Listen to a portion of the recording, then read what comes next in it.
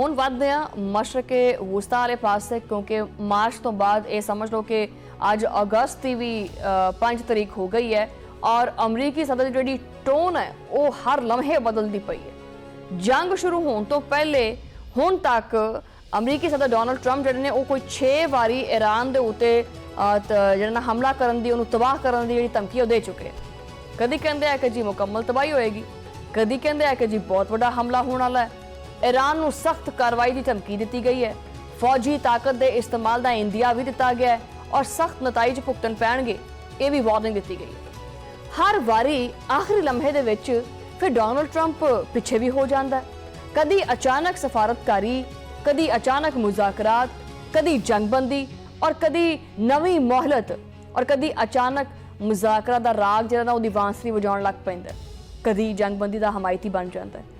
Trump के इस मुसलसल बदलते हुए फैसले ने ना सिर्फ अमरीकी हिकमत अमली के उत्ते बहुत सारे सवालात खड़े किए हैं, बल्कि पूरी दुनिया के विच ये बहस छेड़ दी है कि की वाशिंगटन वाकई ईरान के खिलाफ जंग चाहता है या वो महज एक फौजी दबाव अपना एक असर रसूख जड़ा है वो दबाव पा के रखना चाहता है या वो दबाव पा के सफारती मकासद या अपने मफादात हासिल करना चाहता है। अगर जंग वाकई मकसद हैगी है तो फिर हर बारी ये आखिरी लम्हे क्यों पिछा हो जाता है? अगर वाकई जंग चाहिए है तो फिर आखिरी कदम ते आंदे आंदे ये फिर दोबारा पैर पीछे क्यों चके जाते? और अगर जंग मकसद नहीं हैगी तो फिर बार बार ये जिहड़ियां धमकियां ने ये काहदे वास्ते ने? 5 महीनों तो मुसलसल यही ड्रामा चलता पे। ट्रंप बार बार हमले की डेडलाइन देता है, अमरीकी फौज भी मुकम्मल तैयार है, ਇਹਦਾ ਢਿਡੋਰਾ ਪਿੱਟਦਾ ਹੈ और सख्त तरीन कार्रवाई के ਜਿਹੜੇ दाव ने वो भी देखने को मिलते हैं। लेकिन हर बारी बाद दे विच मुज़ाकरात, जंगबंदी या इलाकाई सालसी का बहाना बना के आपदी ही दिती हुई डेडलाइन तो मुकर जाता है। लेकिन आखिर कब तक, किदों तक? हमला कदों करना है? मुज़ाकरात कदों होने हैं? ये मुआहिदा कदों होना है? या आखिरी मौके के उत्ते फिर आखिरी मौका, आखिरी वारी ये दोबारा सिस्टम बदलता रहेगा? क्योंकि पिछले दिनों अमरीकी सदर डोनाल्ड ट्रंप ने एक बार फिर उही अपना पुराना तर्जे अमल दोहराया। उन्होंने एक बार फिर दावा किया है कि अमरीका इस वेले ईरान के नाल बराह रास्त मुज़ाकरत करता पे और ताहम ये भी चीज़ पूछी जा रही है कि मुज़ाकर फिर आखिर हुंदे कित्थे पे ने और अगर हुंदे पे ने तो ये कौन कौन शामिल है, तो उन्होंने कोले कोई जवाब ही नहीं हुंदा। और जदों बाद फौरन जो है ना वो ईरान ने डंके की चोट के उत्ते दी तरदीद कर दी है, लेकिन ट्रंप फिर भी बास नहीं आया और अज भी उन्होंने यही दावा अपना दोहराया है कि मामला साढ़े बड़े चंगे चलते पे है। और ट्रंप बोले ने कि जी ईरान के नाल मुज़ाकर का आगाज हो गया और ईरान के कोले हुण सिर्फ और सिर्फ ये आखिरी मौका है। ये मुज़ाकरात काफ़ी लंबे होंगे और जोहरी मामला दूसरे मरहले में निपटाया जाएगा। ट्रंप का यह कहना सी कि असी ईरान की दरखास्त के उत्ते ही ये गलबात करते पे और असी इस मामले के उत्ते बहुत तेजी नाल अगे वधदे पे। नालों नाल उन्होंने धमकी दी है कि आपने हुरमस को हर सूरत और कल तक मुकम्मल तौर के उत्ते खुल जाना चाहिए, क्योंकि अमरीकी बहरिया का इस आबी गुजरगाह के उत्ते मुकम्मल कंट्रोल है। और सिर्फ इत्थे तक नहीं है गल, सदर डोनाल्ड ट्रंप ने ईरानी क्यादत को मुनाफिक करार देंदे हुए आख्या है कि तेहरान दे नाल गलबात जारी है और ये उन्हां वास्ते एक चंगी डील के उत्ते दस्तखत करने का आखिरी मौका है। और उन्होंने आख्या है कि जदों तक कोई मुआहिदा नहीं होंदा ना या ईरान मुकम्मल तौर पर सरेंडर नहीं करता, अमरीकी बहरी नाकाबंदी हर सूरत जारी रहेगी। और अगर मुआहिदा होया तो ईरान नूं जो कोई ऐसी तबाही का सामना करना पएगा जो उन्हें कभी देखी नहीं हैगी। और उन्होंने ये भी आख्या कि असी ईरान नूं हुरमस तो लंघण वाले जहाज़ों तो फीस लैण दे बारे हरगिज़ इजाजत नहीं देंदे। बाद दे विच जदों ईरान ने इन्हां सारे जिहड़े दावे हैगे इन्हां नूं झूठ करार दिता और इहदी तरदीद की तो फिर ट्रंप ने गुस्से में आके सोशल मीडिया के उत्ते सख्त बयान अपना जारी करता। उन्होंने आख्या कि ईरानी रवैये नूं जिहड़ा हैगा ये तां समझ लो कि दोगलापन है और धमकी दी है कि चाहे ईरान तस्लीम करे या ना करे असी इस मसले का हल कढ के ही रवांगे। ट्रंप ने दावा किया है कि तेहरान ने खुद मुज़ाकरा की भीख मंगी सी, लेकिन हुण वो हुरमस के उत्ते कंट्रोल के बारे दे विच आपदा रवायती और जिहड़ा ये बेयकीनी वाला जिहड़ा प्रोपेगेंडा ना ये करदा पिया। अमरीकी सदर ने बार बार एक ही गल दोहराई है कि ईरान नूं तबाहकुन कार्रवाई तो पहले सिर्फ एक आखिरी मौका देना चाहना वा मैं और उम्मीद है कि ईरान अकल नाल काम लवेगा और कोई चंगा फैसला करेगा, वरना इनू मुकम्मल बर्बादी का सामना करना पै सकता है। कि ये जंग की तैयारी है या जंग के खौफ नू सफारती हथियार बनाया जा रहा है?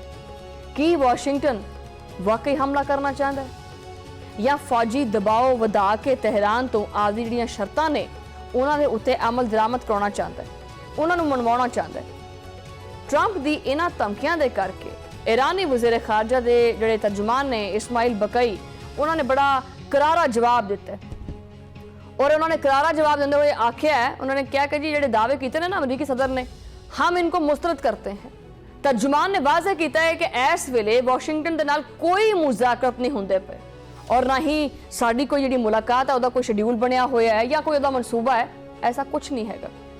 ना ईरान किसी अमरीकी वफद की टेबल के उत्ते गलबात करता पिया और ना ही आपदे किसी नुमाइंदे नूं बाहर भेजदा पिया। हाँ, अलबत्ता आपने हुरमस के इंतजाम वास्ते ओमान के नाल गलबात जिहड़ी ना चलती पई और उहदे विच अहम एक पेशरफ जिहड़ी वो भी हुई है। लेकिन एक गल अमरीका कन्न खोल के सुन लवे कि यह आबी गुजरगाह कदी भी 24 फरवरी तो पहले वाली हालत दे विच वापस नहीं आएगी। ईरानी तर्जुमान इस्माइल बकई ने अमरीकी गुब्बारे दे विचों हवा कढ़दे हुए मजीद आख्या कि ईरान और अमरीका के मामले दे विच सिर्फ पाकिस्तान ही हैगा जिहड़ा सालसी का किरदार अदा करता पिया और इहदे विच कोई नवा सालस शामिल नहीं होया, जबकि जिथे जरूरत पई तां कतर भी मदद कर सकता है। उन्होंने दस्सिया कि चीन नूं भी खिते दे विच वधदे हुए तनाज़े दे उत्ते शदीद तशवीश हैगी है और वो हर सूरत हाल नूं विगड़न तो रोकना चाहते हैं और अपना एक पॉजिटिव किरदार अदा करना चाहते हैं। ईरानी तर्जुमान का कहना सी कि अमरीका और इजराइल की यह जंग सिर्फ और सिर्फ ईरान तक महदूद नहीं हैगी, बल्कि ये पूरे खिते की सलामती के खिलाफ एक साजिश है। इन्हां 5 महीनों के विच दुनिया ने वेख लिया कि खलीज फारस दे विच अमरीकी फौजी मौजूदगी ने पूरे खिते वास्ते जिन्होंने एक अदम इस्तेहकाम जिहड़े खतरात सी ना वो मजीद वधा दिते और इन्हां विच मजीद इजाफा चलता पे। दूसरे पासे ईरान के सुप्रीम लीडर मुश्तबा खामनाई दे सीनियर मुशीर मेजर जनरल मोहसिन रज़ाई ने भी अमरीका नूं ललकारदे हुए वाज़ह किया है कि ईरान आपने हुरमस दे विच किसी दूसरे राह की इजाजत बिल्कुल नहीं देता और जनरल मोहसिन रज़ाई ने अमरीका नूं खबरदार भी किया है कि अगर अमरीका ने आपदे जंगी जहाज़ या फौज लियाण दी गलती की तां असीं उन्हां नूं सीधा निशाना बनावांगे।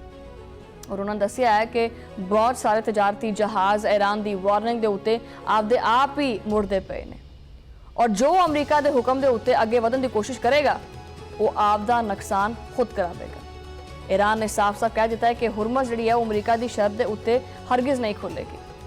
बरतानवी जिहड़ा मीडिया है उसके मुताबिक ईरान ने अमरीका के उत्ते मुआशी जिहड़ा दबाव है वो दौड़ाने वास्ते एक नवी और जबरदस्त हिकमत अमली जिहड़ी अपनाई है। तेहरान को अंदाजा है कि फौजी फतह की बजाय तजारती रास्ते और जिहड़ियां बहरी गुजरगावां ने और तवाराई जिहड़े बुनियादी ढांचे ने उन्होंने ब्लॉक करके अमरीका नूं गोडियां दे पार लियाया जा सकता है और ट्रंप नूं आपदी शराइत मनाउण वास्ते मजबूर किया जा सकता है। दूजे पासे अमरीकी इंटैलीजेंस जिहड़ा ना उहदी लीक होने वाली जिहड़ी ईमेल्स ने उन्हें अमरीका की जिहड़ी बौखलाहट उहदा भी पोल खोल दिता है, जिहदे विच आपदे फौजी एहलकारां तो आख्या गया कि वो ईरान के उत्ते दबाव वधाउण वास्ते रवायती तरीकों की बजाय नवें और गैर रवायती जिहड़ी तजावीज़ ना वो पेश करन। अमरीका के इस मुसलसल दबाव के जवाब दे विच ईरान ने एक होर वड्डा जिहड़ा मास्टर स्ट्रोक है ना वो खेल दिता है। ईरान ने पाकिस्तान समेत तमाम अहम मुस्लिम ममालिक के उत्ते मुश्तमिल एक मुश्तरका सिक्योरिटी इतिहाद कायम करने की तजवीज़ पेश कर दी है और नेटो की तर्ज के उत्ते बनने वाले इस मुमकिना इस्लामी फौजी इतदा जिहड़ा इतिहाद हैगा इहदा मकसद की है कि खिते की जिहड़ी सलामती है उन्होंने खुद संभालना। और ईरानी कायम मकाम वज़ीर दफा ब्रिगेडियर जनरल सैयद मजीद ने तुर्की, पाकिस्तान, सऊदी अरब, मिस्र और दीगर इस्लामी ममालिक तो एक प्लेटफॉर्म के उत्ते इकट्ठा होने की जिहड़ी दावत है ना वो भी दी है और उन्होंने तुर्क वज़ीर दफा के नाल गलबात करते हुए आख्या कि हालिया जंग ने यह चीज़ साबित कर दी है कि मशरक़ वुस्ता की सलामती सिर्फ और सिर्फ खिते के ममालिक ही यकीनी बना सकते, कोई दूसरा नहीं और बैरूनी ताकतों के उत्ते भरोसा करना तबाही का बाइस बनता है। हुण सवाल तो खैर बहुत सारे पैदा होंदे हैं। सवाल यह भी पैदा होंदा कि की ट्रंप दीयां ये धमकियां ये वाकई कोई सियासी ड्रामा ने, ये एवें रोक पाने का कोई तरीका है कि अमरीका ईरान के इकतसादी घराओ दे खौफजदा हो गया या फिर दुनिया एक बहुत वड्डी और तबाहकुन जंग दे दहाने खड़ी है। ट्रंप समझ लो कि एक कागजी शेर बन गया और ईरान डट के जवाब देना जानता है। वो समझदा है कि ਅਸੀਂ ਕਿਸੇ ਵੀ ਟਾਈਮ ਜਿਹੜਾ ਨਾ ਬਾਜ਼ੀ ਪਲਟ ਸਕਦੇ ਹਾਂ। ਔਰ ਦੂਸਰਾ ਵੈਸੇ ਵੀ ਇਹ ਮਿਸਾਲ ਅਮਰੀਕਾ ਦੇ ਉੱਤੇ ਫਿੱਟ ਆਉਂਦੀ ਹੈ ਕਿ ਉਹ ਕਹਾਣੀ ਨਹੀਂ ਆਪਾਂ ਸੁਣਦੇ ਹੁੰਦੇ ਸੀ ਕਿ ਸ਼ੇਰ ਆ ਗਿਆ ਜਿਵੇਂ ਡੋਨਲਡ ਟਰੰਪ ਧਮਕੀਆਂ ਦਿੰਦਾ ਹੈ ਔਰ ਫਿਰ ईरान समझदा कि यार ऐसा कुछ भी नहीं है। बहरहाल एक दिन अगर ईरान ਜਿਹੜਾ ਹੈ ਉਹ ਇਹਨਾਂ ਧਮਕੀਆਂ ਨੂੰ ਖਾਤਰ ਵਿੱਚ ਨਾ ਲਿਆਵੇ ਔਰ ਅਮਰੀਕਾ ਦੀ ਇੱਕ ਨਾ ਸੁਣੇ ਤਾਂ ਵੀ ਅਮਰੀਕਾ ਵਾਸਤੇ ਪ੍ਰੋਬਲਮ, ਔਰ ਅਗਰ ਸਾਰੀਆਂ ਸ਼ਰਤਾਂ ਮੰਨ ਵੀ ਲਵੇ ਤਾਂ ਵੀ ਅਮਰੀਕਾ ਵਾਸਤੇ ਪ੍ਰੋਬਲਮ। ਬਹਰਹਾਲ